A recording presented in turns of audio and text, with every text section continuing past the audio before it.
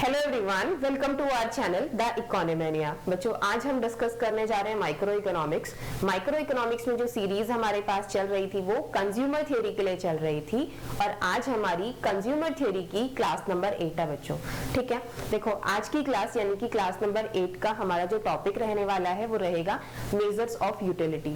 बच्चों, अभी तक की क्लासेस के अंदर हम अपनी प्रेफरेंस को खत्म कर चुके हैं, उसके बाद हम अपना बजट भी कंप्लीट कर चुके हैं। राइट बच्चों, अब नेक्स्ट हम आज की क्लास से स्टार्ट करने जा रहे हैं यूटिलिटी का कॉन्सेप्ट, जहां पर हम आज सबसे पहला टॉपिक डिस्कस करेंगे मेजर्स ऑफ यूटिलिटी को। राइट बच्चों, देखो अभी इसके जो बेसिक दो टॉपिक्स हैं कि यूटिलिटी क्या होती है और नेक्स्ट आता है हमारे पास कि यूटिलिटी कितने काइंड की होती है। राइट बच्चों, यानी कि काइंड्स ऑफ यूटिलिटी।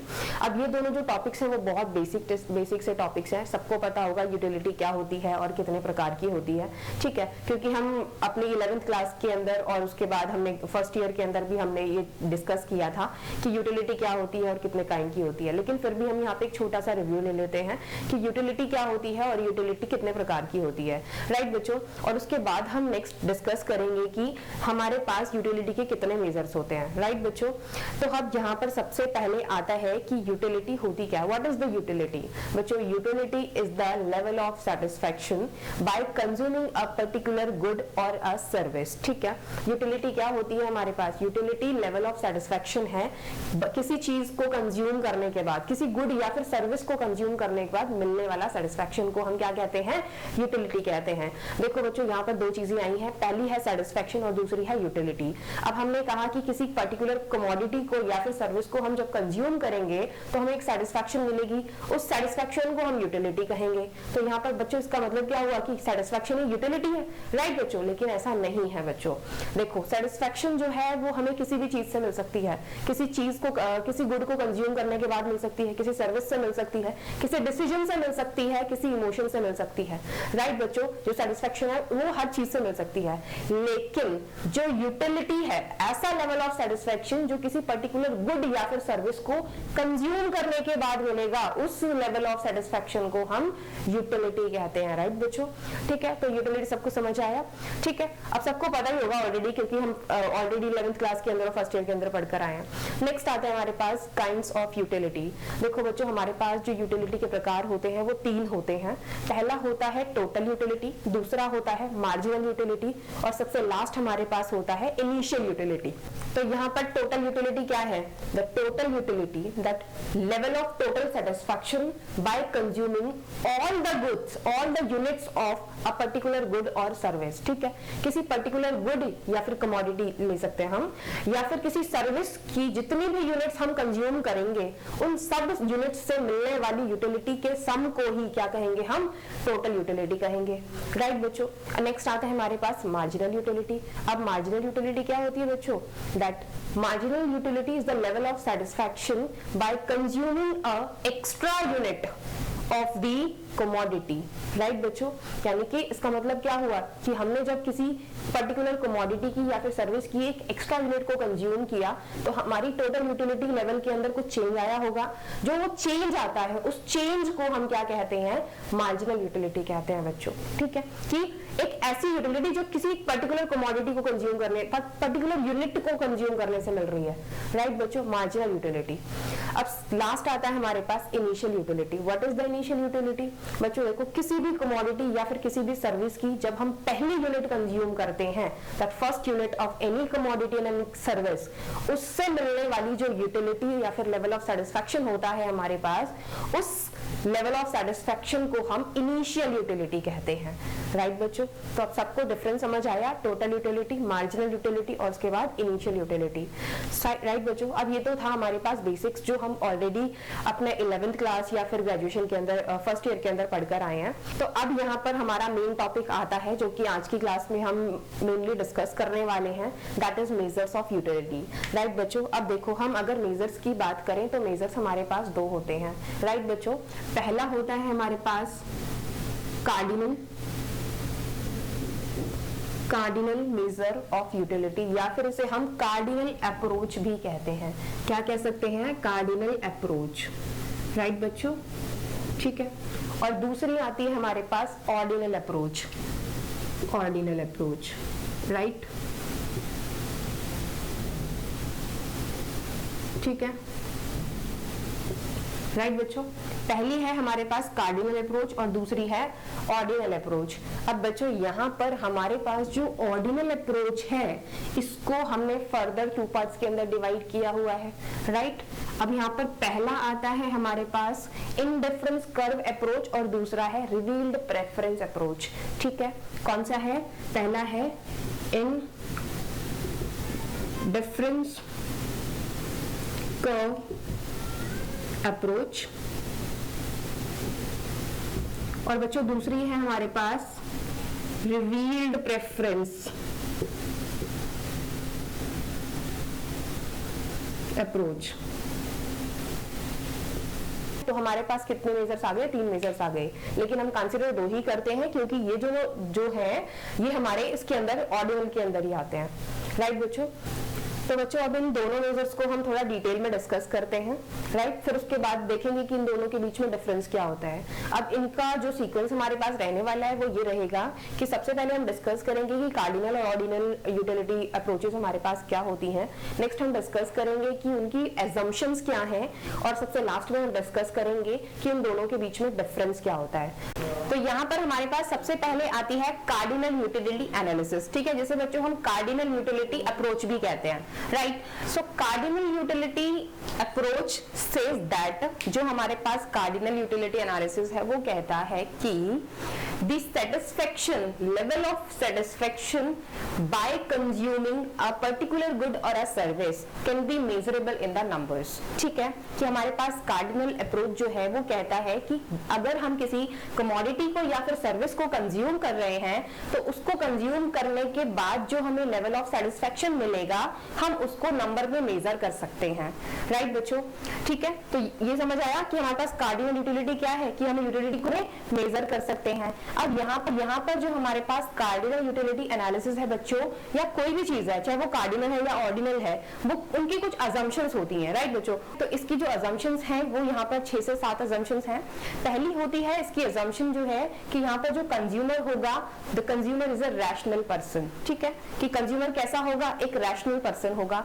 अब ये रैशनल पर्सन होने का मतलब क्या होता है? देखो बच्चों, एक रैशनल पर्सन होने का मतलब ये होता है कि एक कंज्यूमर क्या चाहता है? हमेशा अपनी यूटिलिटी को मैक्सिमाइज करना चाहता है। क्या चाहता है? हमेशा अपनी यूटिलिटी को मैक्सिमाइज करना चाहता है। अब सपोज करो कि तुमने अगर कोई कमोडिटी कंज्यूम की है तो तुम कभी ये चाहोगे कि तुम्हारी उस कमोडिटी को कंज्यूम करने के बाद जो तुम्हारी यूटिलिटी है वो कभी मैक्सिमाइज ना हो, राइट। तो हर इंसान क्या चाहेगा कि उसकी यूटिलिटी का लेवल जो हो वो मैक्सिमाइज हो, राइट। तो यहाँ पर जो कंज्यूमर है वो एक रैशनल पर्सन होगा, राइट। अब नेक्स्ट आता है हमारे पास कि जो कमोडिटी यहाँ पर कंज्यूम की जा रही है वो कमोडिटी हमेशा गुड कमोडिटी होगी। अब देखो बच्चों, टाइप्स ऑफ कमोडिटीज में हमने 3 तरह की कमोडिटीज डिस्कस की थी। पहली थी गुड, दूसरी थी न्यूट्रल और तीसरी थी हमारे पास बैड कमोडिटी। ठीक है, 3 तरह की कमोडिटीज होती थी।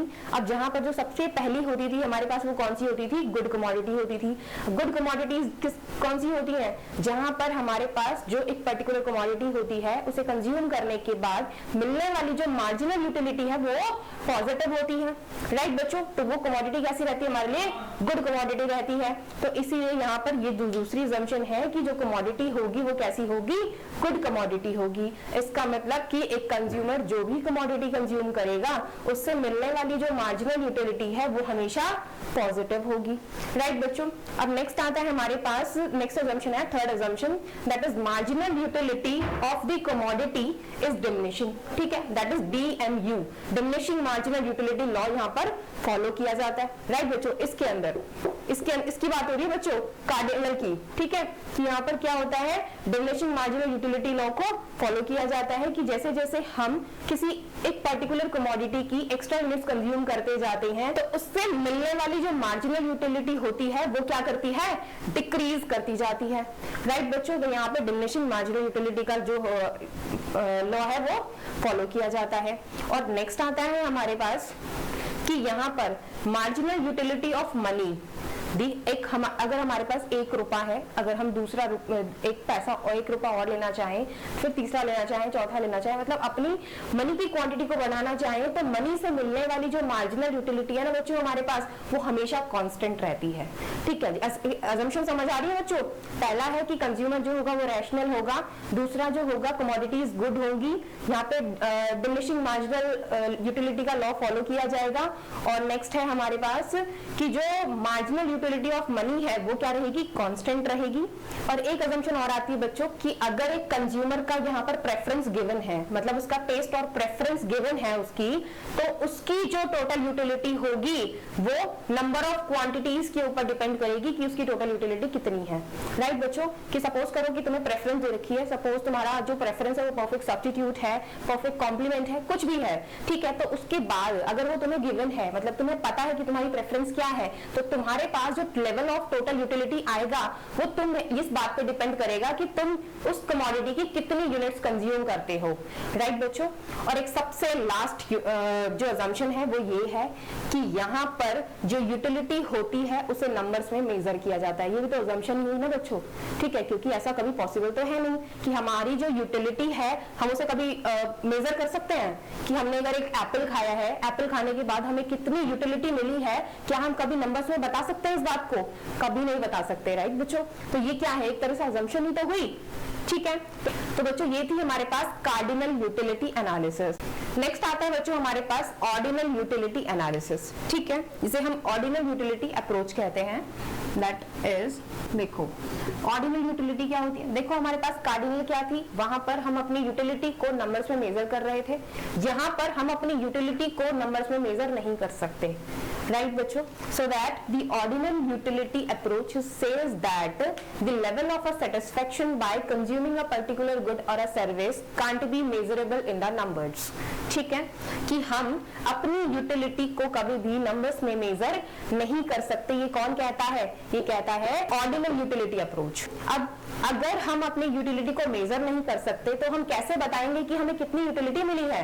बच्चों ये बताएंगे हम 2 तरीकों से। इन्होंने 2 चीजें बताई हैं हमें कि हम दोनों में से किसी भी एक तरीके का यूज कर सकते हैं अपनी लेवल ऑफ सेटिस्फैक्शन या फिर लेवल ऑफ यूटिलिटी को बताने के लिए। ठीक है, पहला है हमारे पास इंडिफरेंस कर्व अप्रोच और दूसरा है रिवील्ड प्रेफरेंस अप्रोच। ठीक है, पहली है हमारे पास इंडिफरेंस कर्व अप्रोच,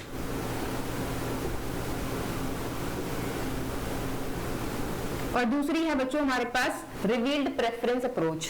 ठीक है, रिवील्ड प्रेफरेंस अप्रोच। ठीक है, अब देखो हमारे पास जो इंडिफरेंस कर्व अप्रोच है और रिवील्ड प्रेफरेंस अप्रोच है, ये दोनों अप्रोचेस क्या हैं? पहला आता है हमारे पास इंडिफरेंस कर्व अप्रोच। बच्चों इसमें क्या होता है कि हमें एक इंडिफरेंस कर्व बनाना होता है जो कि हमें हमारी लेवल ऑफ यूटिलिटी को बताता है कि हमारी यूटिलिटी का लेवल कितना है। राइट बच्चों, इसके अंदर हम सब अभी प्रेफरेंसेस जब हमने डिस्कस किया तो वहां पे डिस्कस किया था ना इंडिफरेंस कर्व क्या होता है। दैट इज कि हम क्या करेंगे, 2 कमोडिटीज को साइमल्टेनियसली कंज्यूम करेंगे। ठीक है, उन दोनों कमोडिटीज के ऐसे बंडल्स को शो करेगा इंडिफरेंस कर्व जहां पर हमारी जो यूटिलिटी लेवल है उसका लेवल क्या रहेगा, कांस्टेंट रहेगा। राइट, सपोज करो this is the x1 and this is x2। Right, this is our indifference curve. ठीक है, अब इंडिफरेंस कर्व की शेप किसी भी तरह हो सकती है बच्चों, जाके शेप्स ऑफ इंडिफरेंस कर्व में पढ़ लेना। राइट, ठीक है, तो इस पूरे के पूरे इंडिफरेंस कर्व के ऊपर इन दोनों की कुछ ऐसे बंडल्स को, ऐसे कॉम्बिनेशंस को हम कंज्यूम करेंगे जहां पर जिनको कंज्यूम करने के बाद हमारी जो यूटिलिटी का लेवल है वो क्या रहेगा, कांस्टेंट रहेगा। सपोज करो कि हमने ये वाला बंडल कंज्यूम किया। राइट, इसके ऊपर हमने x1 की 1 कमोडिटी और इसकी हमने 9 क्वांटिटी ली, यूनिट्स ली, और उसके बाद हमने ये वाला बंडल यूज किया, इस पर हमने इसकी 2 यूनिट्स और इसकी 8 यूनिट्स ली। ठीक है, उसके बाद हमने ये वाला किया, इस पे हमने 3 और इसकी 6 यूनिट्स ली। तो अब क्या बता रहे हैं बच्चों, देखो हमें ये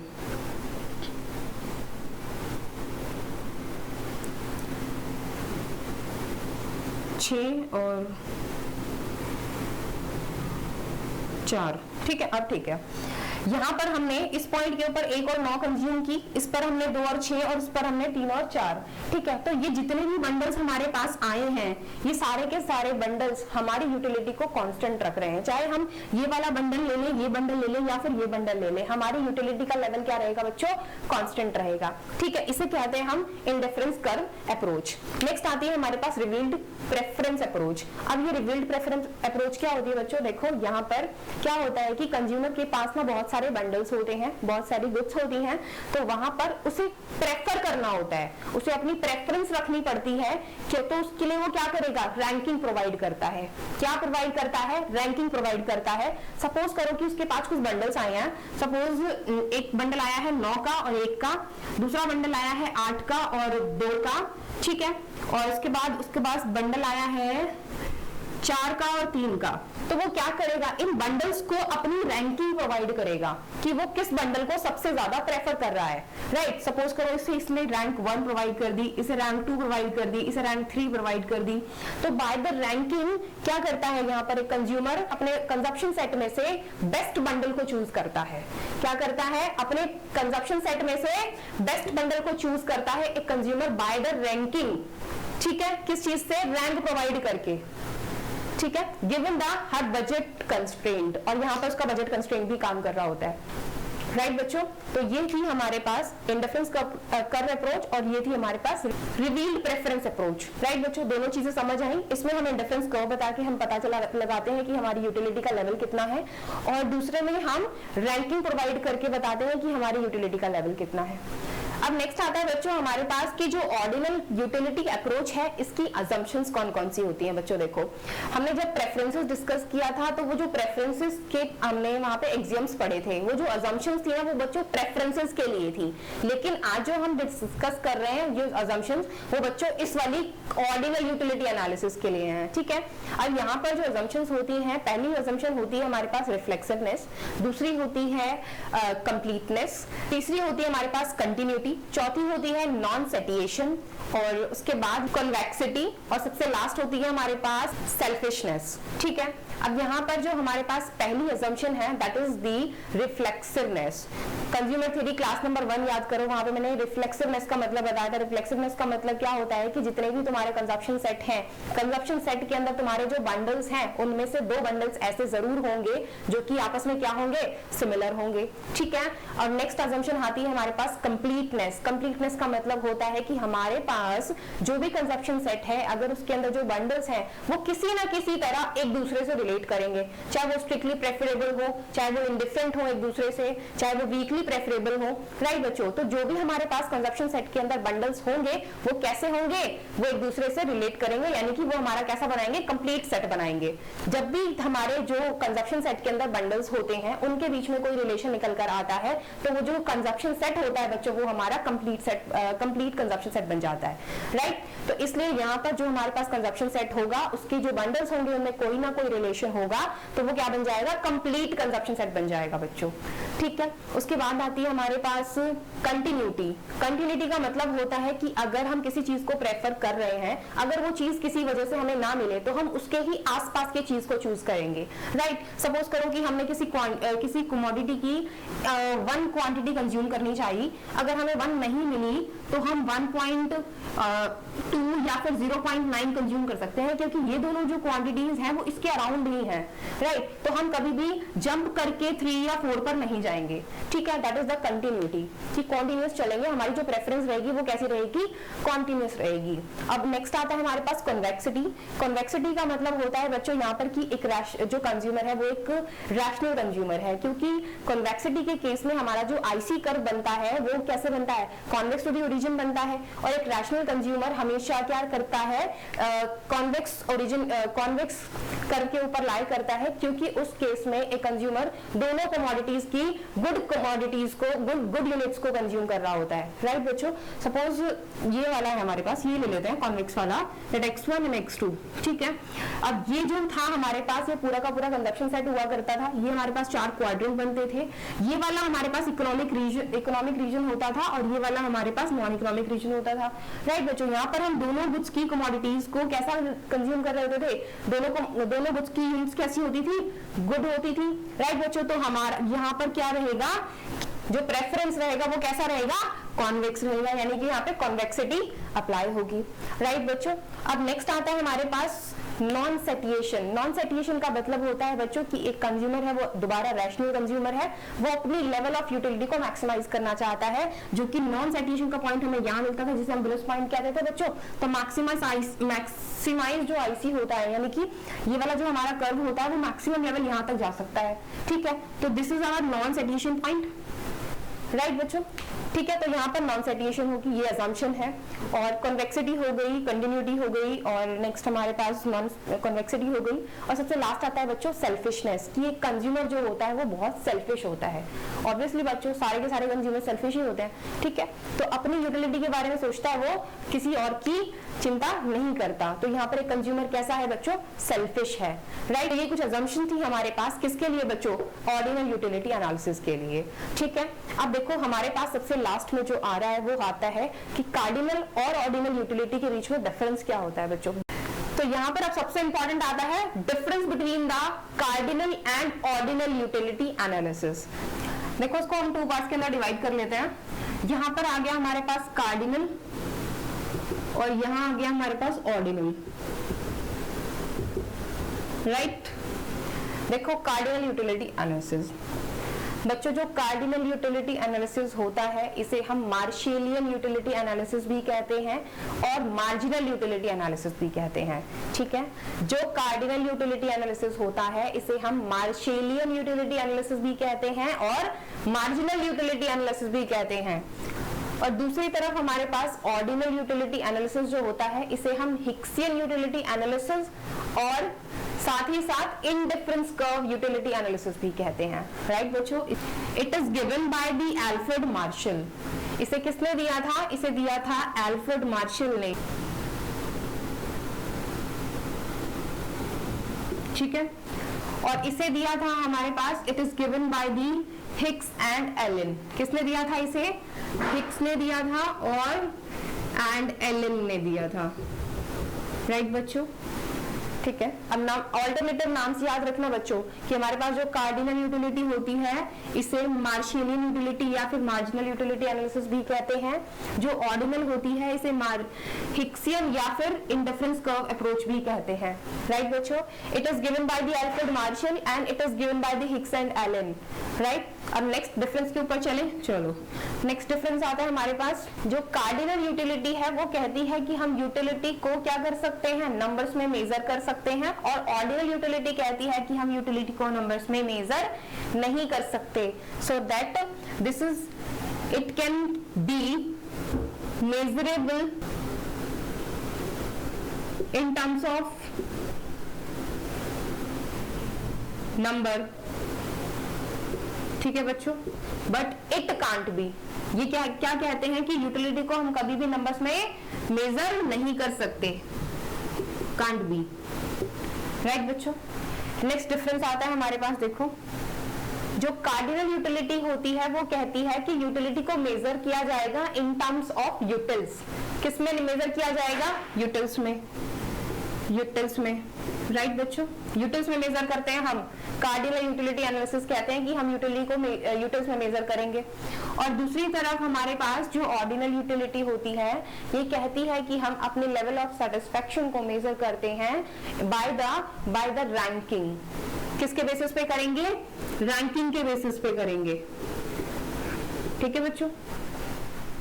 नेक्स्ट आता है हमारे पास ये वाली जो अप्रोच होती है कार्डिनल अप्रोच, ये कैसी होती है, ये नॉन रियलिस्टिक होती है, और ये जो होती है रियलिस्टिक होती है। रियलिस्टिक होती है क्योंकि बच्चों रियलिस्टिक और नॉन रियलिस्टिक का मतलब ये है कि नॉन रियलिस्टिक का मतलब होता है कि रियल लाइफ में एग्जिस्ट ना करना, ठीक है, और रियलिस्टिक का मतलब क्या है, रियल लाइफ में एग्जिस्ट करना।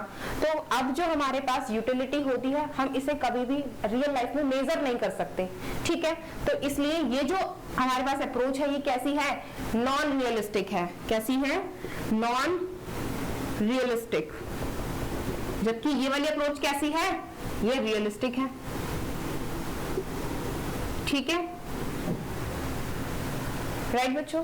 अब नेक्स्ट जो डिफरेंस आता है हमारे पास वो आता है कि यहाँ पर जो कार्डिनल यूटिलिटी एनालिसिस है, यहाँ पर हम किसी एक गुड भी अगर हमें मिल जाए, कोई एक गुड भी, तो हम अपनी लेवल ऑफ यूटिलिटी को बता सकते हैं, ठीक है। लेकिन यहाँ पर हमें एक से ज्यादा गुड्स चाहिए, राइट बच्चों, कि क्योंकि यहाँ पर हमें क्या कर रहे हैं, यहाँ तो हम अपने नंबर से मेजर कर रहे हैं। सपोज करो कि हमने बर्गर खाया, ठीक है, या फिर पिज्जा खाया, कुछ भी खाया, दोनों में से हम बता सकते हैं हमें इस पिज्जा से इतनी यूटिलिटी मिली है, बर्गर से इतनी यूटिलिटी मिली है।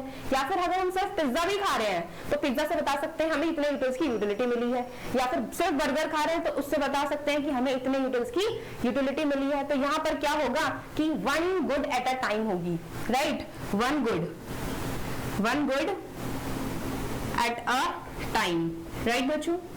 लेकिन यहाँ पर जो ऑर्डिनल यूटिलिटी होती है, यहाँ पर हमें कम से कम 2 गुड्स तो कंज्यूम करनी ही पड़ेंगी, तब हम इस यूटिलिटी को एनालाइज कर पाएंगे, राइट बच्चों। क्योंकि देखो अगर हमें यहाँ पर क्या करना है, इंडिफरेंस कर्व का यूज करना है। इंडिफरेंस कर्व तो वैसे ही 2 गुड्स से बनता है, सिंगल गुड के लिए तो कभी बनता ही नहीं है, राइट। तो वहां पर क्या होते हैं, 2 गुड्स के कॉम्बिनेशन होते हैं हमारे पास, जिनके ऊपर हमारी लेवल ऑफ यूटिलिटी कॉन्स्टेंट रहती है। अगर हम रैंकिंग भी कर रहे हैं तो रैंकिंग करने के लिए भी तो हमें 2 गुड्स चाहिए ना। सपोज करो कि हमने पिज्जा खाया और एक बर्गर खाया, अगर हमें पिज्जा से ज्यादा यूटिलिटी मिल रही है तो हम ये कहेंगे कि हम रैंक 1 प्रोवाइड करेंगे पिज्जा को, क्योंकि पिज्जा से हमें ज्यादा सेटिस्फेक्शन मिली है, राइट बच्चों। और बर्गर से हमें कम मिली है, इसलिए बर्गर को हम सेकंड रैंक प्रोवाइड करेंगे। तो यहाँ पर हमें यूटिलिटी को एनालाइज करने के लिए कम से कम 2 गुड्स की जरूरत तो पड़ेगी ही पड़ेगी, राइट। तो यहाँ पर कितनी गुड्स होती है, at least 2 goods at a time. एक टाइम में कम से कम 2 गुड्स तो होनी ही चाहिए, तब हम इस यूटिलिटी का यूज कर पाएंगे। अगर हमारे पास एक ही गुड है तो हम किस यूटिलिटी का यूज करेंगे, कार्डिनल वाली का बच्चों, ठीक है। और सबसे लास्ट में आता है बच्चों हमारे पास एक एग्जाम्पल। यहाँ पर एग्जाम्पल लिख सकते हैं हम कि सपोज करो कि हमने एक बर्गर को कंज्यूम किया, बर्गर को कंज्यूम करने के बाद हमें जो यूटिलिटी का लेवल मिला वो कितना मिला, 40 यूटिल्स का मिला। किसका मिला, 40 यूटिल्स का मिला। और हमने अगर पिज्जा कंज्यूम किया तो पिज्जा से हमें जो यूटिलिटी मिली वो 60 यूटिल्स की मिली, ठीक है, राइट बच्चों।